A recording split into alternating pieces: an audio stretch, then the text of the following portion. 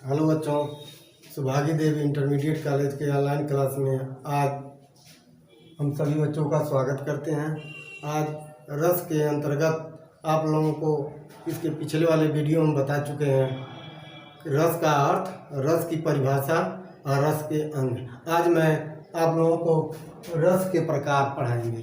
तो रस के प्रकार में आप देखिए रस कितने प्रकार के होते हैं। तो आप लोग जानते हैं पहले तो मुख्यतः आचार्यों द्वारा रस 9 प्रकार के थे, लेकिन बाद के आचार्यों द्वारा रस को 11 प्रकार बताया गया है। अब रस अर्थात रस कितने प्रकार के होते हैं? 11 प्रकार। आपको 11 प्रकार इस ब्लैक बोर्ड पर लिखे हुए दिख रहे होंगे। पहले से क्रम से आप देखें। पहला क्या है? श्रृंगार रस। श्रृंगार रस है, ये रसों का प्रधान रस भी होता है। श्रृंगार रस है, इसका अस्थाई भाव रति है या प्रेम है। दूसरा देखें हास्य रस। हास्य रस का अस्थाई भाव क्या है? हास्य है। तीसरा देखें करुण रस। करुण रस का अस्थाई भाव क्या है? शोक है। चौथा देखें वीर रस है। वीर रस का अस्थाई भाव उत्साह है। रौद्र रस है। रौद्र रस का अस्थाई भाव क्रोध है। भयानक रस है। भयानक रस का अस्थाई भाव भय है। विभत्स रस है। विभत्स रस का अस्थाई भाव जुगुप्सा या घृणा है। अब आप देखेंगे आगे, ये घृणा है, देख लीजिएगा अगर सही से न दिखे। घृणा है। 8वां है अद्भुत रस। अद्भुत रस का अस्थाई भाव विस्मय या आश्चर्य है। 9वां है शांत रस। शांत रस का निर्वेद या वैराग्य है। 10वां है वात्सल्य रस। वात्सल्य रस का अस्थाई भाव वात्सल्य है। 11वां है भक्ति रस। भक्ति रस का अस्थाई भाव अनुराग या भगवत भक्ति है, भगवत विषय है। अब हम आप लोगों को क्रम से एक एक बताएंगे, उसकी परिभाषा बताते हुए आगे बढ़ेंगे।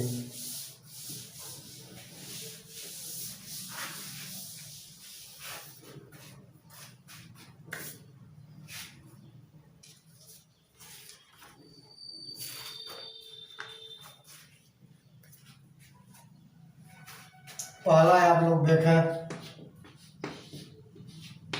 श्रृंगार रस।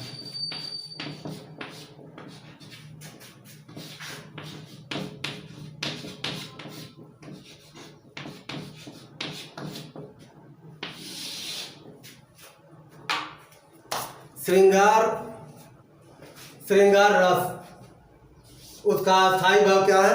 रत या प्रेम। ये हम पहले भी बता चुके हैं। श्रृंगार रस जो है रसों का प्रधान कहा जाता है। अब ये बता रहे हैं श्रृंगार रस क्या होता है। तब इसकी परिभाषा आपको बता दें कि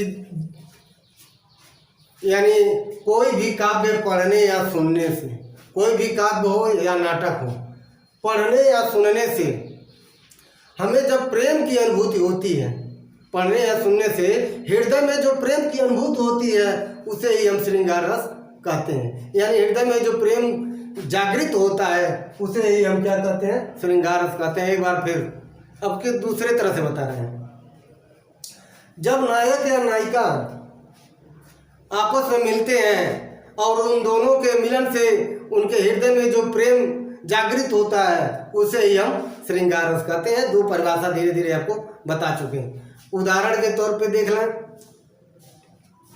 श्रृंगार रस का उदाहरण। चलिए मीराबाई के हम एक पद से बता रहे हैं, लिख नहीं रहे, बता दे रहे हैं, आप लोग लिख लीजिएगा। मेरे तो गिरधर गोपाल दूसरो न कोई। मेरे तो गिरधर गोपाल दूसरो न कोई। जाके सिर मोर मुकुट मेरो पति हो। इसमें देखिए, इस कविता में, इस काव्य में, इस पद में कृष्ण के श्रृंगारता का भी वर्णन है और मीराबाई और कृष्ण के प्रति प्रेम भी दिखाया गया है। ये आपके श्रृंगार रस का उदाहरण हो चुका है। श्रृंगार रस अब आता है श्रृंगार रस के प्रकार।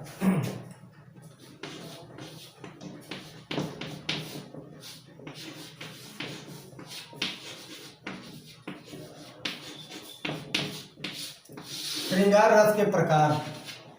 श्रृंगार रस आप देखते हैं मुख्यतः दो प्रकार के होते हैं। पहला क्या है? संयोग श्रृंगार, और दूसरा क्या है? वियोग श्रृंगार।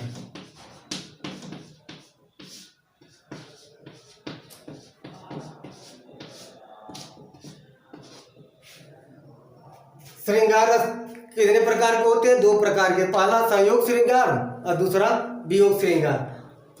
अब हम आपको बता रहे हैं संयोग श्रृंगार क्या है।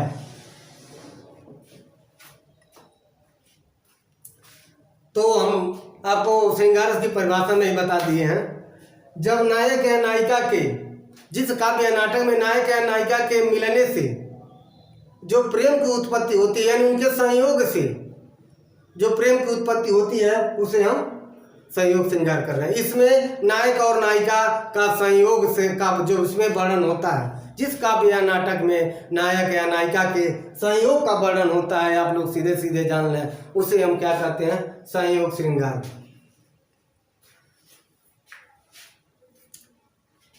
वियोग श्रृंगार क्या है? जिस काव्य या नाटक में नायक या नायिका के विरह का वर्णन होता है, यानी बिछोह का वर्णन होता है, उसे वियोग श्रृंगार रस कहते हैं। संयोग श्रृंगार का उदाहरण देख लें। बतरस लालच लाल की मुरली धरी लुकाए। बतरस लालच लाल की मुरली धरी लुकाए, सोह करे भौहन हंसे दैन कहे नट जाए। इस वक्त में क्या है?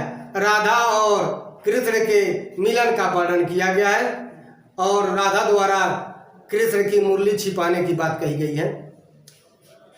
यानी कृष्ण जी मुरली पूछ रहे हैं जो हमारा कहा है, तो कह रही हमको नहीं मालूम है, लेकिन आंखों से इशारा कर दे रही है।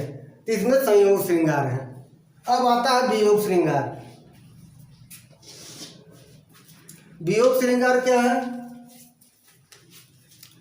आपको बताएं, जिस काव्य या नाटक में नायक और नायिका के बिछोह अर्थात उनके विरह का वर्णन होता है, उसे हम वियोग श्रृंगार रस कहते हैं। इसका उदाहरण आपको, जब सीता जी को रावण हरण करके ले चला जाता है, तब राम उनको ढूंढते हैं, तो उसी को मैं बताने जा रहा हूँ वियोग श्रृंगार रस का। एक गए मृग मधुकर श्रेणी, तूने देखी सीता मृग नैनी। फिर एक बार। एक गए मृग मधुकर श्रेणी, तूने देखी सीता मृग नैनी। इसमें देखिए एक कविता ही ऐसा है कि रोंगटे खड़े हो जा रहे हैं। एक करुण रस का भी प्रभाव है, अर्थात इसमें करुण रस का भी उदाहरण दे सकते हैं। और वियोग से